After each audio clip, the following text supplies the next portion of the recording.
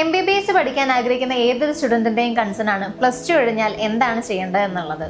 ഇന്ത്യയിൽ പഠിക്കാനാണെങ്കിലും എബ്രോഡ് പഠിക്കാനാണെങ്കിലും നീറ്റ് എക്സാം എഴുതണോ, എബ്രോഡ് യൂണിവേഴ്സിറ്റീസിൽ എൻട്രൻസ് എക്സാം ഉണ്ടോ, എലിജിബിലിറ്റി ക്രൈറ്റീരിയ എന്തൊക്കെയാണ്, ഇന്ത്യയിലെയും എബ്രോഡിലെയും ഒക്കെ അഡ്മിഷൻ ടൈം ലൈൻ എന്താണ്, ഇങ്ങനെ ഒരുപാട് ഡൗട്ട്സ് കാണും. സോ ഇന്നത്തെ വീഡിയോയിൽ ലെറ്റ്സ് ടോക്ക് അബൌട്ട് ദാറ്റ്. ആദ്യം തന്നെ നമുക്ക് നീറ്റ് ആൻഡ് എബ്രോഡ് എൻട്രൻസ് എക്സാമിനെ പറ്റി സംസാരിക്കാം. ഇന്ത്യയിലെ MBBSനുള്ള എൻട്രൻസ് എക്സാം ആണ് നീറ്റ്. ഇത് നിങ്ങൾക്ക് എല്ലാവർക്കും അറിയാവുന്ന കാര്യമാണ്. നീറ്റ് സ്കോർ ബേസ്ഡ് ആണ് ഇന്ത്യയിൽ ഗവൺമെന്റ് കോളേജസിലാണെങ്കിലും പ്രൈവറ്റ് കോളേജസിലാണെങ്കിലും സീറ്റ് കിട്ടുന്നത്. അപ്പോൾ നിങ്ങൾ ചോദിക്കും എബ്രോഡ് പഠിക്കാൻ നീറ്റ് എക്സാം പാസ്സാവണ്ടേ എന്നുള്ളത്. എബ്രോഡ് MBBS പഠിക്കണമെങ്കിലും നീറ്റ് എക്സാം പാസ്സാവണം. തിരിച്ചു വന്ന് നിങ്ങൾ ഇന്ത്യയിൽ മെഡിക്കൽ പ്രാക്ടീസ് ചെയ്യാൻ ആഗ്രഹിക്കുന്നുണ്ടെങ്കിൽ മാത്രം. നിങ്ങളിപ്പോൾ ഫോറിൻ എവിടെയെങ്കിലും കൺട്രീസിൽ സെറ്റിൽ ആവാനാണ് ആഗ്രഹിക്കുന്നതെന്നുണ്ടെങ്കിൽ നീറ്റ് പാസ്സാവണം എന്നുള്ളത് മാൻഡേറ്ററി ആയിട്ടുള്ള കാര്യമല്ല. ബട്ട് തിരിച്ച് ഇന്ത്യയിൽ വന്ന് മെഡിക്കൽ പ്രാക്ടീസ് ചെയ്യണമെന്നുണ്ടെങ്കിൽ FMGE എക്സാം പാസ്സാവേണ്ടതുണ്ട്. ഈ എക്സാമിന് നീറ്റ് സ്കോർ കാർഡ് സബ്മിറ്റ് ചെയ്യണം എന്നുള്ളത് മാൻഡേറ്ററി ആയതുകൊണ്ടാണ് നീറ്റ് എക്സാം പാസ്സാവണം എന്നുള്ളത് പറയുന്നത്. ഇനി എബ്രോഡ് യൂണിവേഴ്സിറ്റീസിൽ എൻട്രൻസ് എക്സാം ഒന്നും ഇല്ലേ എന്ന് ചോദിച്ചാൽ, നീറ്റ് പോലെ MBBSന് കർശനമായൊരു എൻട്രൻസ് എക്സാം ഇല്ലെങ്കിലും മിക്ക യൂണിവേഴ്സിറ്റീസും അവരുടേതായ ഒരു എൻട്രൻസ് എക്സാം അല്ലെങ്കിൽ ഒരു വീഡിയോ ഇന്റർവ്യൂ കണ്ടക്ട് ചെയ്യും. ഇത് നിങ്ങളുടെ ബേസിക് അക്കാഡമിക് നോളജും ഇംഗ്ലീഷ് പ്രൊഫഷൻസിയും ഒക്കെ ടെസ്റ്റ് ചെയ്യുന്നതിന് വേണ്ടിയാണ്. ഇനി എലിജിബിലിറ്റി നോക്കുകയാണെങ്കിൽ 12th ഫിസിക്സ്, കെമിസ്ട്രി, ബയോളജി സബ്ജക്ട്സിൽ minimum 50% score plus NEET pass ആണ് ഇന്ത്യയിൽ MBBSനുള്ള എലിജിബിലിറ്റി ക്രൈറ്റീരിയ. ഇതിൽ PCB സബ്ജക്ട്സിൽ മിനിമം 50% എന്ന് പറയുന്നത് ജനറൽ കാറ്റഗറിയിൽ വരുന്ന സ്റ്റുഡൻസിനാണ്. SC, ST, OBC പോലുള്ള റിസർവ്ഡ് കാറ്റഗറിയിൽ വരുന്ന സ്റ്റുഡൻസിന് ഇത് 40% ആണ്. ആൻഡ് നീറ്റിന്റെ കേസിൽ ഇന്ത്യയിലെ നീറ്റ് സ്കോറിന്റെ വാലിഡിറ്റി എന്ന് പറയുന്നത് 1 ഇയർ മാത്രമാണ്. ആൻഡ് സെക്കൻഡ് ക്രൈറ്റീരിയ എന്ന് പറയുന്നത് ഏജിന്റെ കാര്യത്തിലാണ്. അഡ്മിഷന്റെ ടൈമിലോട്ട് 17 ഇയേഴ്സ് എങ്കിലും ഏജ് ആയിരിക്കണം എന്നുള്ളതാണ് ഏജിന്റെ കാര്യത്തിൽ വരുന്ന എലിജിബിലിറ്റി ക്രൈറ്റീരിയ. ഇതിന് അപ്പർ ലിമിറ്റ് ഒന്നും പറയുന്നില്ല, but you should be at least 17 years old by the time of admission. Abroad MBBSന്റെ കേസിലും ഓൾമോസ്റ്റ് ഇതുപോലെ തന്നെയാണ്. 12th PCB സബ്ജക്ട്സിൽ minimum 50% for general category students and SC, ST, OBC പോലുള്ള റിസർവ്ഡ് കാറ്റഗറിയിലെ സ്റ്റുഡൻസിന് 40%.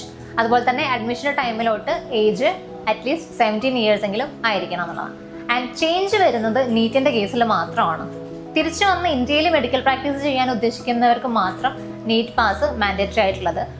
ഫോറിൻ സെറ്റിൽഡ് ആവുന്ന സ്റ്റുഡൻസിന് നീറ്റ് പാസ് മാൻഡേറ്ററി അല്ല. ആൻഡ് അതുപോലെ തന്നെ നീറ്റിന്റെ വാലിഡിറ്റി എബ്രോഡ് MBBS പഠിക്കുന്ന സ്റ്റുഡൻസിന് 3 ഇയർ ആണ്.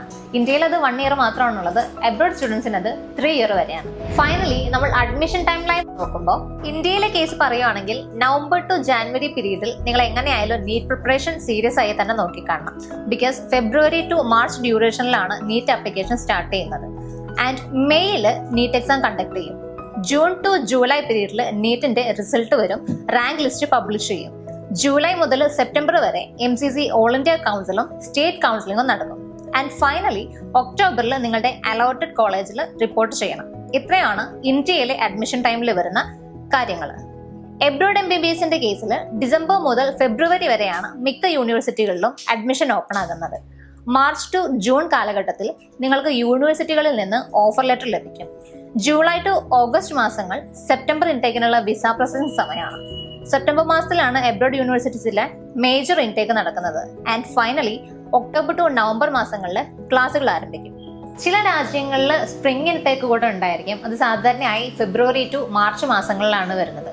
അപ്പോൾ ആകെക്കൂടെ പറഞ്ഞാൽ എബ്രോഡ് MBBSന് മെയിൻലി 2 ഇൻടേക്ക് ഉണ്ട്, ഫോൾ ഇൻടേക്കും സ്പ്രിംഗ് ഇൻടേക്കും. ഫോൾ ഇൻടേക്ക് ആണ് നമ്മളുടെ ഇമ്പോർട്ടൻ്റ് ആയിട്ടുള്ള ഇൻടേക്ക്. ഇത് സെപ്റ്റംബർ മാസത്തിലാണ് വരുന്നത്. സെക്കൻഡ് വൺ വരുന്നതാണ് സ്പ്രിംഗ് ഇൻടേക്ക്. ഇത് നോർമലി ഫെബ്രുവരി ടു മാർച്ച് മാസങ്ങളിലാണ് വരുന്നത്. സോ ഇതുവരെ പറഞ്ഞതെല്ലാം ഒന്ന് സമ്മറൈസ് ചെയ്ത് നോക്കുകയാണെങ്കിൽ MBBS പഠിക്കണം എന്നൊരു ഡിസിഷൻ എടുത്തു കഴിഞ്ഞാൽ ഇന്ത്യയിലാണെങ്കിലും എബ്രോഡ് പഠിക്കാനാണെങ്കിലും സ്റ്റെപ്സ് ആൻഡ് പ്രോസസ്സ് കറക്റ്റായിട്ട് മനസ്സിലാക്കി കഴിഞ്ഞാൽ കാര്യങ്ങളെല്ലാം വളരെ ഈസി ആയിരിക്കും. ഏത് പാത്ത് ചൂസ് ചെയ്യണമെന്നുള്ളത് നിങ്ങളുടെ ബജറ്റ്, ഗോൾസ്, ഫ്യൂച്ചർ പ്ലാൻസ് ഇതിനെല്ലാം base ചെയ്തിട്ടായിരിക്കണം. At the end of the day, it's a journey that builds you step by step, and one day you will realize you have come much further than you have thought.